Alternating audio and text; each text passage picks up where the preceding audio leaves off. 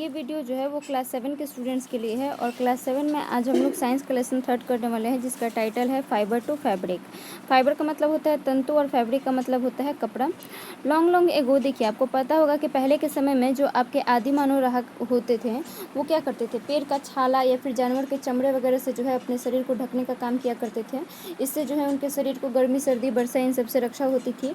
और बाद में जो है उन्होंने कपड़ों को बुनने का आपको काम सीखा। एग्रीकल्चर जब शुरू होने लगा उसके बाद हम लोग जो हैं आपको जलवायु के अनुसार कपड़े पहनते हैं। जैसे कि अगर गर्मी का मौसम रहता है तो हम लूज और हल्के रंग के कपड़े पहनते हैं, जिससे जो है हवा हमारे शरीर के अंदर जो है आसानी से सर्कुलेट कर सके और हमारा शरीर जो है वो थोड़ा गर्मी से उसको राहत मिल सके। वाइट या फिर सबसे हल्के रंग के कपड़े जो होते हैं वो आपको हीट की अब्जॉर्प्शन बहुत कम मात्रा में करते हैं और स्वेट वगैरह जो है और स्वेट को भी जो है वो ऑब्जर्व करते हैं, जिससे कि हमारे शरीर में कोई इरिटेशन नहीं होता है। वहीं जो है अगर जाड़े के दिन की बात करें तो उस समय हम लोग मोटे और गहरे रंग के कपड़े पहनते हैं, जो कि आपको ऊल या फिर फर या फिर लेदर वगैरह के बने हुए होते हैं। सिल्क के भी कपड़े पहन सकते हैं। ये जो है हमारे शरीर से हीट को बाहर निकालने में मदद करते हैं, क्योंकि ये बहुत कम हीट को क्या करते हैं, because they reflect very less heat, क्योंकि ये बहुत कम हीट को परावर्तित करते हैं। Air is filled in wool and fur clothes and, यानी कि हवा जो होती है वो ऊल और फर क्लॉथ्स में भरी रहती है, जो कि आपको बैड कंडक्टर है हीट की, जिसके कारण हमारे शरीर के गर्माहट को ये बाहर नहीं निकालने देती है। वहीं अगर रेनी सीजन की बात करें तो हम लोग जो है उस समय आपको हल्के कॉटन कपड़े पहनते हैं, जो कि स्वेट वगैरह का ऑब्जॉर्प्शन कर सकें। इसके अलावा हम लोग रेनकोट, अम्ब्रेला, गम बूट्स ये सब का भी इस्तेमाल करते हैं, ताकि हम जो है बाहर से सूखे रह सकें, अपना शरीर को सूखा रख सकें बाहर के रेन से। अब बात करते हैं हम नेचुरल फाइबर्स की, यानी कि प्राकृतिक जो तंतु होते हैं उनकी। कुछ ऐसे कपड़े होते हैं जो कि ऐसे तंतु से बने हुए होते हैं जो हमें जानवरों से प्राप्त होते हैं। उनको जो है प्रकृति के द्वारा प्राप्त किया जाता है, इसीलिए उनको नेचुरल फाइबर कहते हैं। और कुछ ऐसे तंतु होते हैं जिनको मनुष्य द्वारा बनाया जाता है, ऐसे या फिर केमिकली प्रिपेयर किया जाता है, तो जो आप उनको जो है हम लोग सिंथेटिक या फिर मैन मेड फाइबर कहते हैं। सबसे पहले हम एनिमल फाइबर पढ़ाते हैं, जो कि है ऊल और सिल्क। हम लोगों को जो ऊन है वो हम लोगों को कहाँ से मिलता है, भेड़ के बाल से जो हेयर होता है, या आपके गौट, याक, अल्पाका, ये सारी जो आपके एनिमल्स हैं उनसे हम लोगों को प्राप्त होता है। दीज ऊल येल्डिंग एनिमल्स, यानी कि ये जो आपके ऊन देने वाले जानवर होते हैं उनके शरीर पर जो है बाल पाया जाता है। और हमको पता है कि ये क्या होते हैं, बैड कंडक्टर ऑफ हीट होते हैं। तो अपने अंदर जो है ये जो उनके शरीर पर बाल पाए जाते हैं, ये इनके शरीर को गर्म रखने के लिए होते हैं, और इन्हीं से जो है हम लोगों को ऊल की प्राप्ति होती है। सेवरल ब्रीड्स, यानी कि सीप की कई सारी ऐसी प्रजातियां हैं जो कि हमारे देश के अलग अलग हिस्सों में पाई जाती हैं। और उसी सीप के वही सीप का जो फ्लीस होता है ना, वो आपको ऊन का स्रोत बनता है।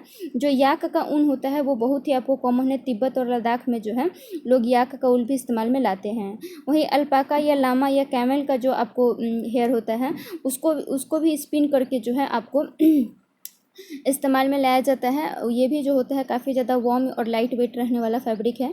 अंगोरा जो है वो बहुत ही आपको सॉफ्ट और फ्लफ़ी वार्म फाइबर होता है, जो कि अंगोरा बकरियों से प्राप्त होता है। ये काफ़ी फेमस है, आपने इसका नाम ज़रूर सुना होगा।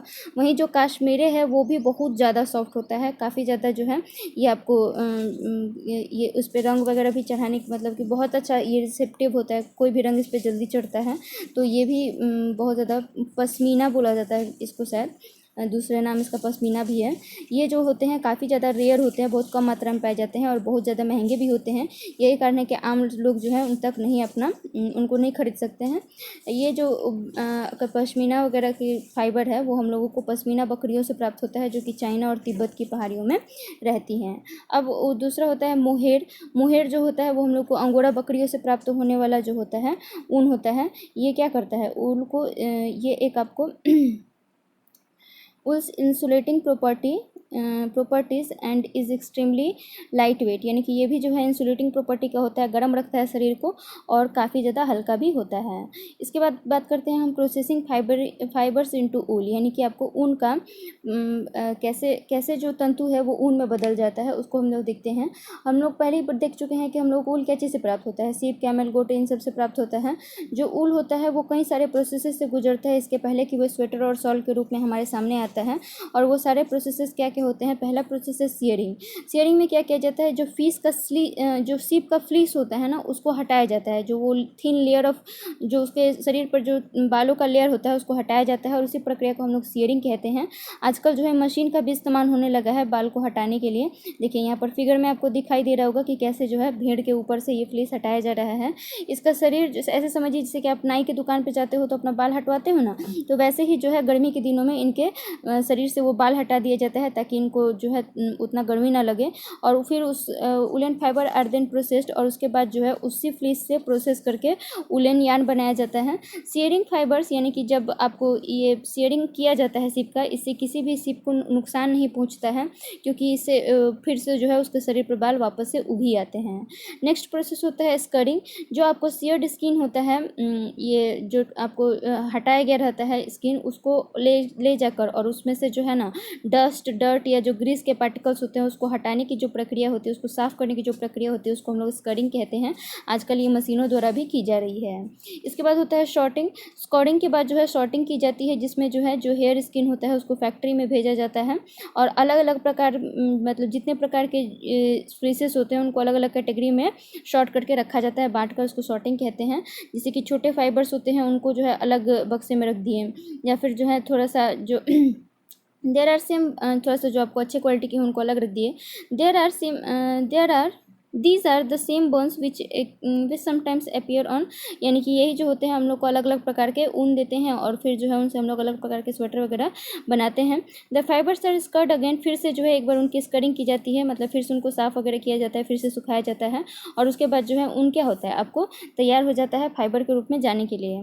इसके बाद प्रोसेस होता है डाइंग का। डाइंग में क्या किया जाता है, अलग अलग रंगों से उस फ्लीस के सीप को रंगा जाता है, ब्लैक, ब्राउन, वाइट, जैसा कलर जिसको अलग विभिन्न रंगों में, मतलब जैसे स्वेटर आपको पता ही होगा कि अलग अलग रंगों में मिलता है। इसके अलावा इसके बाद जो है उसको अब यार्न के रूप में लपेटा जाता है। जो रोलिंग ऑफ यार्न होता है, जो फाइबर हम लोग को प्राप्त होता है उसको सीधा करके उसको कॉम्ब करके और फिर जो है उसको हम लोग लंबे लंबे यार्न्स में धागे में लपेट देते हैं। जो लंबा फाइबर होता है, fibres are made into, यानी कि जो लंबा फाइबर होता है उससे स्वेटर बनाया जाता है, और जो छोटे छोटे होते हैं उनसे जो है उलन क्लॉथ्स को स्पून करके रख दिया जाता है। Some workers are infected. कभी कभी क्या होता है कि आपको जो फैक्ट्री में काम करने वाले लोग होते हैं ना, जो सिप के जो यार्न के फैक्ट्री में काम करते हैं उल वाले, उनको एंथ्रा नामक रोग हो जाता है, जो कि एक बैक्टीरिया से होता है। ये बैक्टीरिया जो है वो आपको उसी उल में पाए जाने वाला एक प्रकार का बैक्टीरिया है। तो ये एंथ्रेक्स जो है वो काफ़ी ज़्यादा मतलब ख़तरनाक बीमारी है, जो कि आपको ब्लड डिजीज़ एक तरीके की है, और यही कारण है कि ये इस ऑक्यूपेशन का आप कह सकते हो कि एक हज़ार्ड है। इस पेशे में रहने का जो है एक आपको खतरा है। इसके बाद हम बात करते हैं सिल्क की। जो सिल्क फाइबर है वो भी एक एनिमल फाइबर है। सिल्क को हम लोग आपको सिल्क फाइबर से स्पिन करके निकालते हैं। जो इसका ब्रीडिंग और मैनेजमेंट है सिल्क का, कि सिल्क वर्म का, सिल्क वर्म को पालना और उसको जो है आपको कमर्शियल यूज़ में लाना, इस प्रक्रिया को हम लोग सेरीकल्चर कहते हैं। इसमें जो है आपको सिल्क को पहले इंक्यूबेशन किया जाता है, छोटे छोटे अंडे वो देती है, उसके बाद जो है वो वर्म्स के रूप में हैच होते हैं, और हैच होने के बाद जो है उनको पहले क्या किया जाता है, पहले तो खिलाया पिलाया जाता है, मलबेरी लीव्स पे रखा जाता है, और 6 हफ्तों के बाद जो है वो आपको जो 6 हफ्तों तक वो वर्म्स जो है लगातार खाते रहते हैं, और उसके बाद जो है वो अपने अगल बगल में जब खाने के बाद अपने शरीर पर जो है कुकुन बनाने लगते हैं। कुकुन जो होता है ना वो आपको हार्ड कवरिंग होता है उनके शरीर के चारों तरफ, और फिर जो है and branches of the trees और सर्व्स आर प्लेस्ड। उसके बाद जो है उनके रियरिंग हाउस के पास आपके कई सारे पेड़ की शाखाएं वगैरह होता है ना, जहाँ पे उनको रियर किया जाता है, जहाँ पे उनको पाल कर रखा जाता है, तो वहाँ पे पेड़ वगैरह मौजूद होते हैं, जहाँ पर जो है ये क्लाइंब करके और वहाँ पर जो है अपना कुकुन बनाना शुरू कर देते हैं। कंटिन्यूअस ये एक थ्रेड होता है जो कि वो 8 दिनों तक लगातार बनाते रहते हैं। ये जो इसको हम लोग स्पिनिंग ऑफ कुकुन कहते हैं, जो अपने शरीर के चारों तरफ एक कुकुन का निर्माण करते हैं।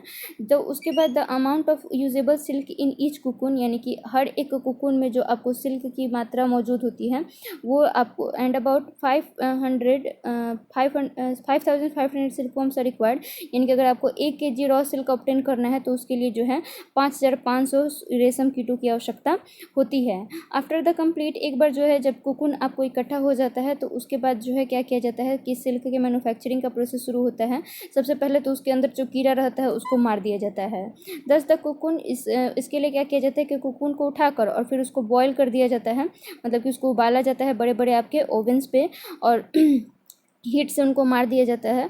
उसके बाद जो सिल्क फाइबर होता है कोकून के रूप में, उसको जो है आपको काफ़ी ज़्यादा वो डेलिकेट प्रोसेस होता है जो उनका रीलिंग करने का होता है। वो पहले तो कोकून को हीट किया जाएगा, बॉईल किया जाएगा वाटर में, तो उसमें से गोंद जैसा निकलता है, ठीक है, गोंद जैसा। उस गोंद को जो है आपको हीट करके फिर उसको छोटे छोटे आपके कोकून के रूप में लपेटा जाता है, मतलब कि पतला पतला स्ट्रैंड के रूप में। और फिर जो है वो स्ट्रैंड ही क्या बन जाता है, सिल्क का थ्रेड बन जाता है। और फिर उस थ्रेड को जो है मशीन के सहायता से आपको लपेट दिया जाता है रील वगैरह में। सिल्क फाइबर्स आर देन, और उसके बाद एक बार जब फाइबर मिल गया तो उसको बुन करके हम क्या बना सकते हैं, कपड़ा बना सकते हैं। इसके बाद हम बात करते हैं वर्कर्स एम्प्लॉयड इन ऑल, यानी कि ये सारे प्रक्रियाओं में जो आपके वर्कर्स काम करते हैं सेरिकल्चर इंडस्ट्री के, उनमें भी जो है कई तरीके की बीमारियां देखने के लिए मिलती हैं, जैसे कि अस्थमा, ब्रोंकाइटिस वगैरह। क्योंकि जाहिर सी बात है कि बैक्टीरियाज बहुत सारे आपके होते हैं उनके इस प्रक्रिया में से उनका इंटरेक्शन हो, इस प्रक्रिया में जब वे काम करते हैं तो कई सारे बैक्टीरियम से जो है उनका इंटरेक्शन होता है, जिसके कारण उनके गले में दर्द या फिर जो है पीठ के निचले हिस्से में दर्द वगैरह होता है, शरीर में भी दर्द होता है। जनरली ये सब जनरल प्रॉब्लम्स है वहाँ के काम करने वाले मजदूरों की।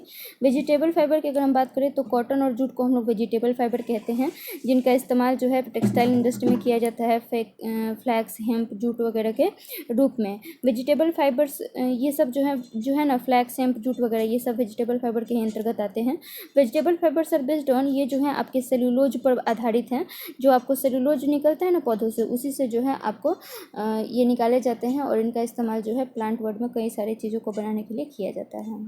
अब आप लोग इसका एक्सरसाइज कर लीजिए। Hairs of sheeps are removed in dash season, तो इसको आप समर के आगे टिक कर लीजिए। The science of raising silkworm, sericulture के आगे टिक कर लीजिए, फर्स्ट वाले के आगे। Workers infected from anthrax works in wool industry के आगे टिक कर लीजिए। Silk fibre is produced in a cocoon covering the silkworm larva, B वाले के आगे टिक कर लीजिए। ट्रू फॉल्स हम हिंट कर देते हैं। Man made fibre circle synthetic fibre, true कर लीजिए। Yak wool is very common in Punjab, ये फॉल्स कर लीजिए। शेयरिंग हर्ट्स द एनिमल, ये भी फॉल्स कर लीजिए। सिल्क फाइबर और वेजिटेबल फाइबर, ये भी फॉल्स कर लीजिए। फिर इन द ब्लैंक्स हम हिंट कर देते हैं, आप लोग खुद से कीजिएगा। याक वूल इज़ कॉमन इन, कहाँ कॉमन है, लद्दाख में, और एक एरिया आपको बताए हैं हम तिब्बत में। Angora wool is obtain from dash goats, angora goats. Removing the hair of the sheep, shearing कहा जाता है इसको। रिमूव डॉट एंड ग्रीस, इसको क्या कहा जाता है, स्करिंग कहा जाता है। Dash silkworm are required to provide 1 kg 5500। The silk fibre is obtain by a process called, silk fibre को किस प्रक्रिया के द्वारा आपको ऑब्टेन किया जाता है। तो अभी हम लोग पढ़े हैं लोग, सिल्क फाइबर को जो ऑब्टेन करने का प्रोसेस होता है उसको हम लोग क्या कहते हैं, लोग देख रहे हो यहाँ पे, रीलिंग या फिर फिलेचर कह सकते हो। तो जो है लास्ट वाला में क्या बढ़ेगा, रीलिंग या फिर फिलेचर, दोनों में से कुछ भी बढ़ सकते हो। मैच द फॉलोइंग कर लीजिए। मलबेरी लीव्स है तो मलबेरी लीव्स को इसको आप मिला लीजिए फूड ऑफ सिल्कवर्म, दूसरा वाला से। याक है तो याक को वूल एल्डिंग एनिमल से मिला लीजिए, लास्ट वाले से। स्करिंग है क्लियरिंग शेयर्ड स्किन, फर्स्ट वाले से मिला लीजिए। और कुकुन को जो है आप मिला लीजिए येल्ड ऑफ सिल्क फाइबर। तो ये एक्सरसाइज आप लोगों को आज होमवर्क में करना है और इस चैप्टर को रीडिंग डालना है। रहने देते आज के लिए इतना ही। Thank you very much.